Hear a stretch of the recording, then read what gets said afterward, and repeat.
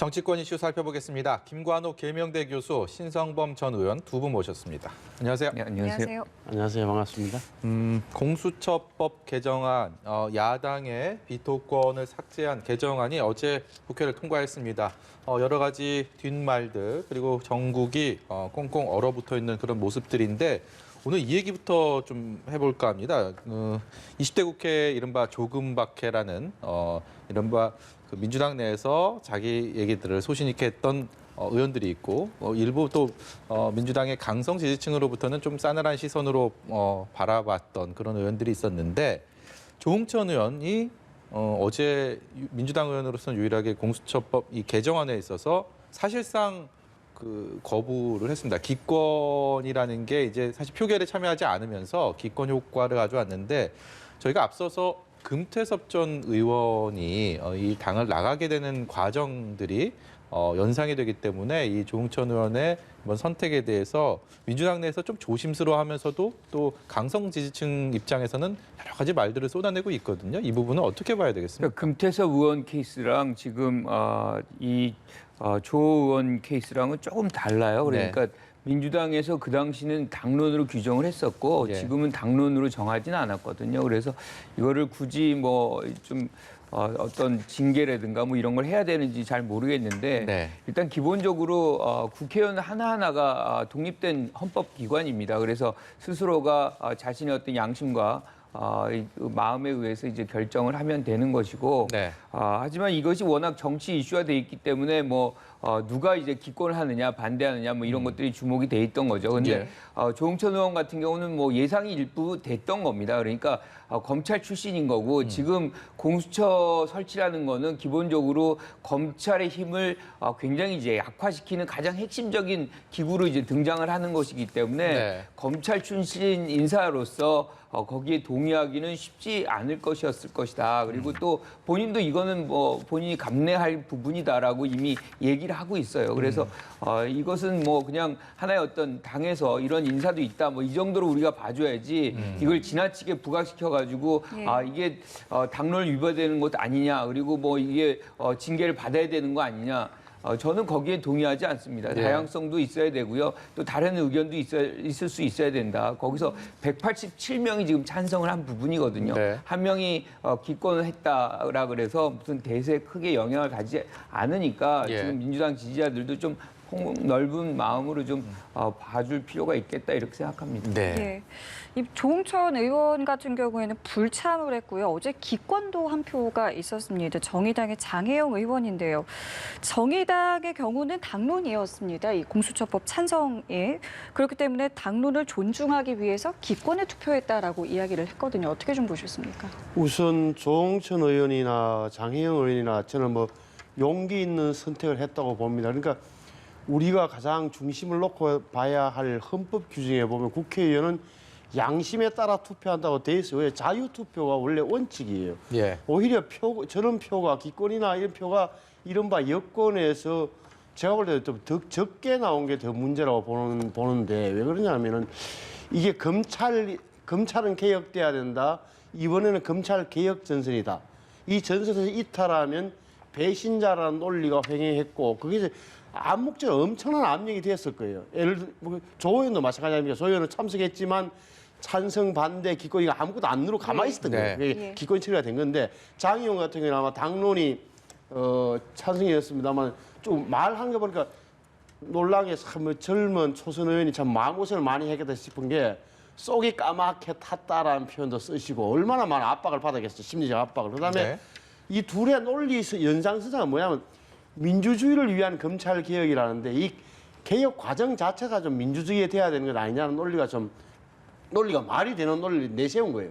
조 의원 같은 경우는 검찰 출신이 합니다만 일관된 논지로 왔던 거고 그러니까 두 사람 다 공통인 것은 우리 새로 출범하는 이른바 그 공수처의 공정성과 독립성을 보장하기 위한 가장 최소한의 장치는 야당의 비토권을 부여한 거였는데 이거 법도 시행 안 해보고 그냥 이런 논리 상황 변화에 따라서 야당의 비토권을 없애는 것은 원천적으로 잘못됐다는 생각을 한 끝에 아마 저렇게 하신 것들 정치적 불이익을 무릅쓰고 하신 것 같은 느껴서 안타깝고 그다음에 두 분 다 특히나 이 강성 열성 지지자들이 정당에서 꼭 필요합니다만 어떨 때 때로 보면은 정치로 굉장히 부담이 되는 존재이기도 하다. 오히려 민주당 전체로 봐서는 좀 더 여지를 많이 늘어놓는 게 도움이 됐을 거다. 왜 그러냐면은 검찰 개혁에는 동의하지만 이런 방식으로 거칠게 강압적으로 하는 게 맞느냐는 상당수 또 합리적 의견도 포용하는 게 민주당으로서 더 나을 뻔했다는 생각을 해요. 저는. 예.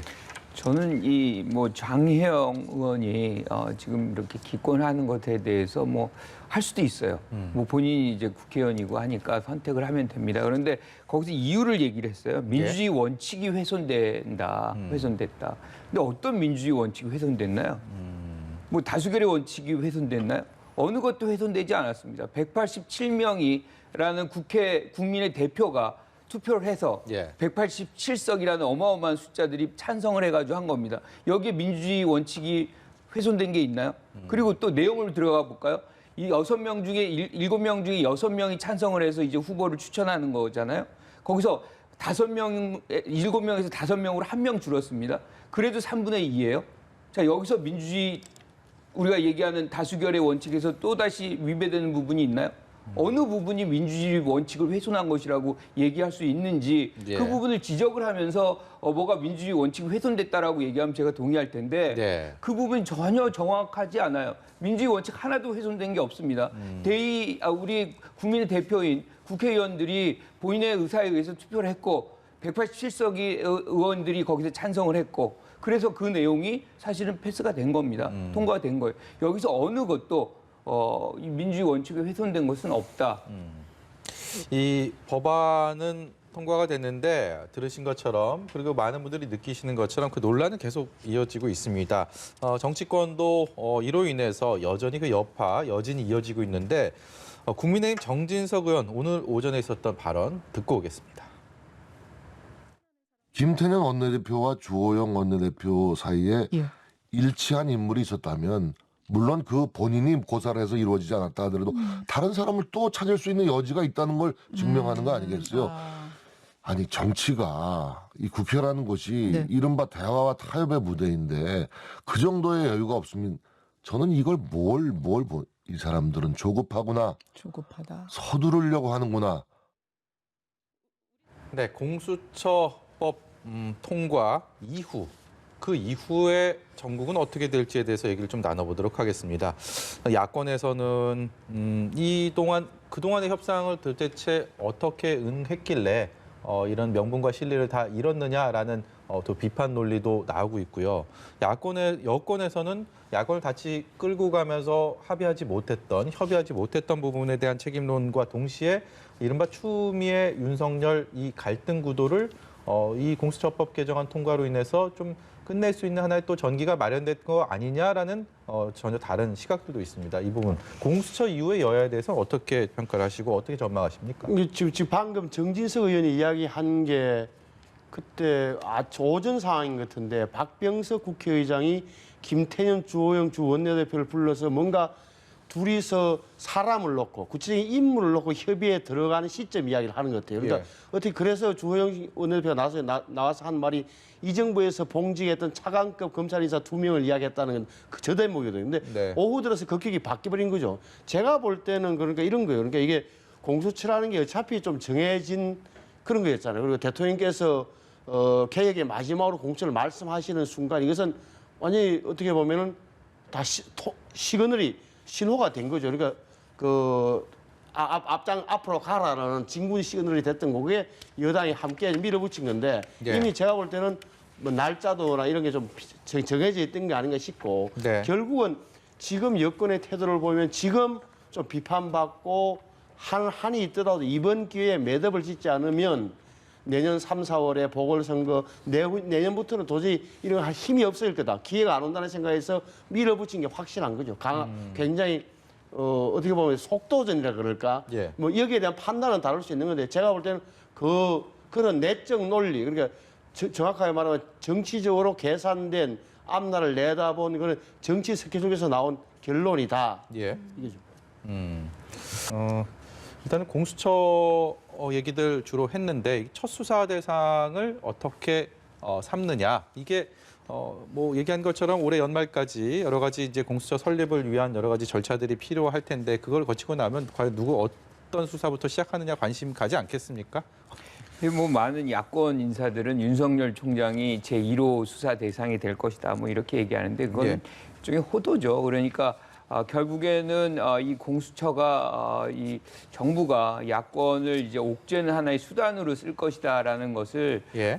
좀 각인시키기 위한 어떤 그런 취지에서 나온 그런 얘기인 것 같아요. 지금 징계 과정이 있고 네. 사실상 이 과정이 마무리되려면 상당한 시간이 좀 필요합니다. 예. 그리고 특히나 이제 윤석열 총장이 이 징계에 대해서 불복할 가능성이 매우 높거든요. 그렇다 그러면 사법당국에 이 항소를 하거나 뭐 이렇게 법적 다툼을 계속 이어갈 텐데 예. 거기에서 공수처가 다시 끼어들어가지고 수사 1호 대상으로 한다. 만약에 이제 1호 대상으로 한다 그래도 그거는 정치적으로 굉장히 좀 잘못된 선택이다라고 봅니다. 그러니까 지금 국민들이 굉장히 큰 관심을 갖고 있는데 공수처가 이런 부담을 안고서 이렇게 약간의 어떤 정치적 편향성을 갖고 있는 수사를 먼저 하는 것이 적절한가? 그 기관 자체를 위해서도 저는 그것도 부적절하다고 보거든요. 그래서 이렇게 얘기하는 것 자체가 사실은 공수처를 위해서 좋지도 않고 예. 공수처가 하나의 수단적 존재라는 것을 부각시키기 위한 목적이기 때문에 저는 맞지 않다 이렇게 생각합니다. 예. 예. 근데 야당의 이번 법안의 특징을 보시면 야당의 비토권을 없앴다는 것은 바꾸어 말하면 이 정부의 어차피 입맛에 맞는 분이 공수장이 될 수밖에 없다는 걸 전제로 하는 이야기고, 그다음에 또 나는 이 법안 내용이 너무 어떻게 보면 좀 많이 바뀌었는데, 예를 들어서 보십시오. 그 가장 수사를 담당해야 되는 수사처 검사의 경우는 원래 안에는 뭐 변호사 경력 10년 이상인데 그 7년으로 줄였고, 무엇보다 조사 실무 경력이 5년 이상 있어야 된다는 조항을 없앴어요. 그러니까 일반적으로 자꾸 의심을 할 수밖에 없는 게 정치적 편향된 사람이 처장을 맡아서 정치로 편향된 어떤 시민단체 출신의 변호사들이 검사가 되고 수사관이 되는 이런 구조로 갈 것이라는 의구심을 버릴 수가 없게 된 거예요. 이것도 이 하나는 또 검찰이나 경찰이 지금 수사하고 있는 것도 다시 말하면 공수처가 언제든지 아니야 당신들이 수사할 게 아니야 검경에 맡겨놓으면 안 돼 우리가 수사하겠으면 가져올 수도 있고 예. 또 이건 아니야 이건 우리가 할 것 아니야 검찰 경찰 나눠줄 수도 없고 이런 걸로 다 조항이 짜져 있단 말이에요. 이걸 지금 국민들께서는 검찰 개혁의 당위성에만 매몰된 나머지 잘 모르는데 이 법이 만약에 시행되면은 굉장한 혼란을 가질 수 있는 거예요. 또 하나는 이게 그 권력기관 개혁을 하면 국민들이 볼 때는 공정한 수사와 공정한 재판을 내가 받을 수 있다는 그게 확신이 있어야 된다. 보십시오. 검경 간의 수사권이 조정됐다고 하지만 어떻게 됐는지 아무도 지금 모르고 실무적인 것은 아직도 논의 중이에요. 그래서 5급은 경찰이 한다, 4급은 검찰이 한다, 3급 이상은 공수처가 한다 이런 이야기 나오는 판 아닙니까? 그다음에 재판도 어떻게 되었는지 공판 중심주의로 가면은 그다음에 또 검찰 조서가 증거 능력이 없어진다는데 어떻게 되는 건지 이런 게 하나의 전반적으로 그 개혁에 대한 큰 그림이 없는 상태에서 예. 공수처만 굉장히 밀어붙였다는 느낌을 가질 수밖에 없고 이거 언젠가 드러나게 돼 있어요. 예, 제가 말씀하시죠. 말씀드리고 싶은 거는 지금 뭐 이렇게 개정이 되면 여당이 추천한 후보자가 여당이 지원한 후보자가 공수처장이 될 가능성이 매우 높다 이렇게 말씀하시는데 그럴 가능성은 저는 많지 않다고 생각합니다. 왜냐하면 지금 여당이 추천도 하고 야당이 추천하고 또 대한변협과 법원행정처가 지금 사실 후보를 추천하거든요. 그래서 예. 우리는 통상 여야가 추천한 후보들을 배제하고 사실은 이 대한변협이라든가 그리고 법원행정처가 추천한 후보를 중심으로 선택될 가능성이 있다. 예. 이 기관들도 굉장히 중립적이며 능력 있는 인사를 추천할 거란 말이에요. 그러면 예. 거기에서 이제 합의가 이루어질 가능성이 있고 이것이 7명 중에 5명으로 선임이 이제 찬성해서 후보를 추천한다고 해도 그것이 달라질 가능성은 크게 없습니다. 왜냐하면 네. 여전히 캐스팅 보트는 야권하고 특히나 이제 대한변협 그리고 법원행정처가 갖고 있기 때문에 여당이 뭔가 이거를 독주한다. 5명을 가져가려면 절대 그거 여당 혼자서는 안 되는 거거든요. 그래서 네. 그렇게 이제 간주한다는 거는 결과적으로 대한변협이나 뭐 법원행정처가 항상 여당에게 기울여서 여당이 하자는 대로 따라갈 것이다. 과거에는 그랬을지 모르지만 지금은 그런 시대가 아닙니다. 네. 그럴 가능성은 그 기관들을 사실 굉장히 무시하는 것이고 합리적 판단을 하는 것에 대한 어떤 부정을 하는 것이라고 저는 생각해요. 그래서 이 부분에 관해서는 그렇게 맹목적으로 이렇게 개정이 되면 여당이 추천하는 후보로 될 것이다. 저는 그 부분은 맞지 않다고 봅니다.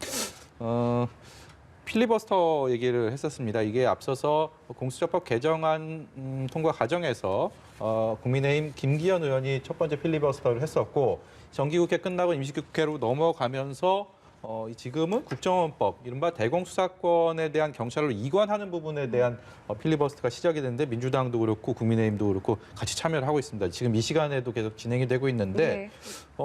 좀 당초 예상했던 거랑은 좀 다른 그림인 것 같습니다. 저희는 좀 공수처법 개정안 과정에서 이런 것들이 더 치열하게 이루어질 거다라는 생각을 했었는데요. 그거는 이제 법적 제한에 걸려버린 거죠. 그러니까 8일, 9일 날에 하고 10일 날 끝나버렸고 10일 날 자동 상정돼서 처리된 건데 이게 제가 볼 때는 뭐 야당으로서 할 수 있는 게 이것밖에 없는 거예요, 사실. 네. 아시는 대로 18개 상임위원회 다 민주당 위원장으로 있죠.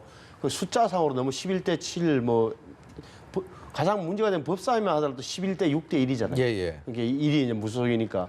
이러다 보니까 야당 의원들로서는 할 수밖에 없는 거고 제가 볼 때는 이거는 또 어떻게 보면 이제 야당다운 훈련이기도 해요. 민주당도 야당 때 이렇게 한 거고 제가 볼 때는 법적으로 할 수 있는 건 이밖에 없다. 그리고 보니까 어떤 의원은 이철규 의원이든가 뭐 8시간 45분 했다고요. 네.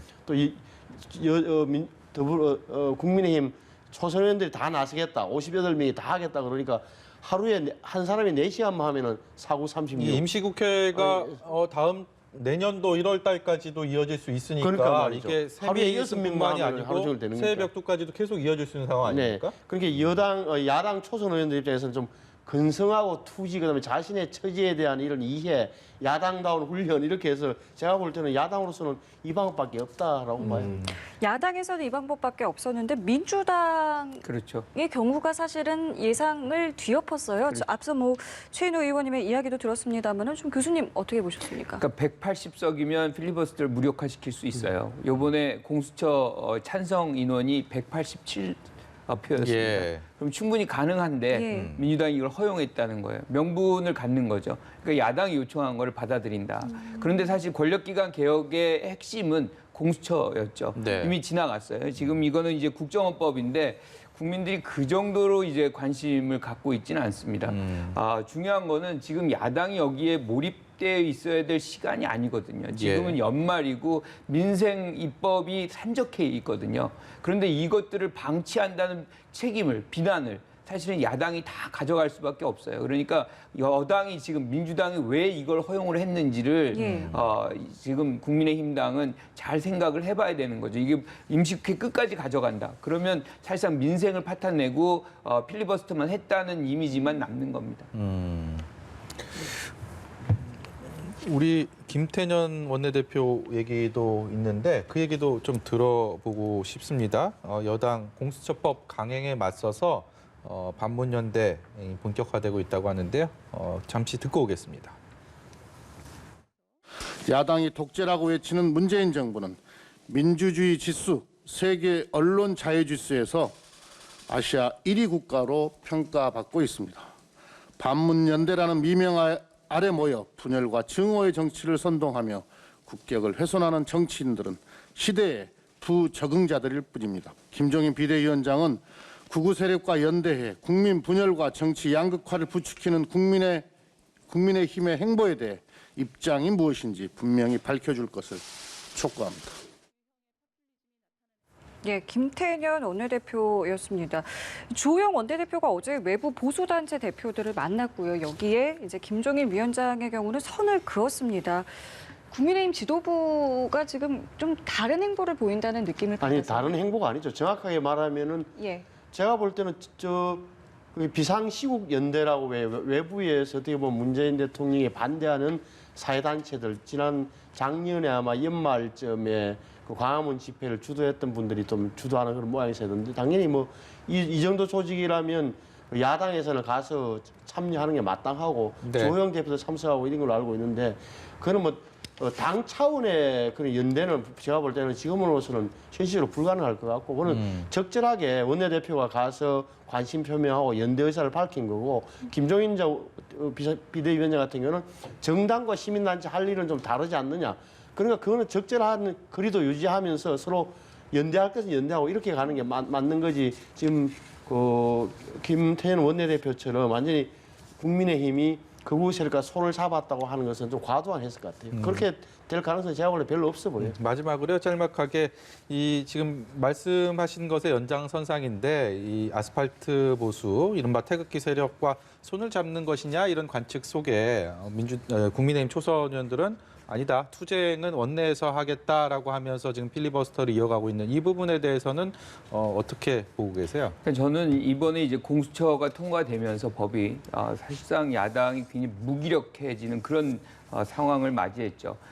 주호영 원내대표로서는 존재감을 확보해야 되는데 지금 원내 제도권 내에서는 그 방법이 별로 없습니다. 그러니까 어떻게 보면 이제 극우 단체들, 태극기 단체들과 협력을 해서 존재감을 확보하고 체면을 이제 칠해를 하려고 하는 것 같은데, 이렇게 되면 사실은 지금까지 김종인 비대위원장이 중도화 전략, 그다음에 호남 행보, 친호남 행보 등등의 어떤 이 기조의 어떤 변화의 노력들이 굉장히 많았었는데 이것들이 실질적으로 진정성이 없었던 거구나. 결국에는 이렇게 힘들고 그러면 극우 세력에게 편승해서 존재감을 확보하는 거구나라고 이해할 수밖에 없는 상황이 만들어질 것입니다. 네, 뭐 연말 전국은 그야말로 혼돈의 소용돌이 속으로 들어가고 있는 것 같습니다. 두 분 말씀 여기까지 듣도록 하겠습니다. 지금까지 김관욱 계명대 교수, 신성범 전 의원이었습니다. 고맙습니다.